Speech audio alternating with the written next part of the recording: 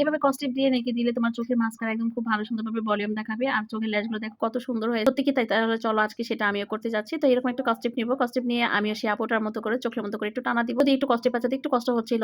এই আর এই তো দেখো আমি কিন্তু এখন চোখের মিডল অপশনে দিয়ে উপরের দিকে একটু টান দিলাম। টান দেওয়ার পর প্রথমটা একটু ছুটে গিয়েছিল। তারপর এটাকে আবার একটু টাইট করে দেওয়ার চেষ্টা করছি। একটু টাইট করে দেওয়ার পরে ছুটে যায়, কারণ আমার চোখের মধ্যে শ্যাডো দেওয়া ছিল। তাই শ্যাডোর মধ্যে এই কস্টিপটা বেশি ভালো করে পড়েছিল না। তারপর একটু ভালো করে এখন বসেছে। তো বসার পর দেখো চোখটা আমার একটু উপরের দিকে উঠে গেছে। ভাই কত রকমের যে ভিডিও দেখবো আর কত রকমের যে হ্যাক তৈরি করতে হবে আল্লাহ পাকই জানে। তারপর যাই হোক, এখন যেটা করতে হবে, এই যে এরকম একটা মাস্কারা নিয়েছি। মাস্কারাটা কিন্তু এমনিতেই ভলিউম, তারপরে দেখি তার কথা শুনে আমি এভাবে দিয়ে নিই। তো এই যে দেখতেই পাচ্ছ, আমি উপর দিকে এটাকে ভালো করে আমি টান দেওয়ার পর খালি উপর দিকে আমি মাস্কারাটা এপ্লাই করি। আমার কাছে মনে হচ্ছে এটা যত কোট দিবে ততই মনে হয় একটু ভলিউম দেখাবে।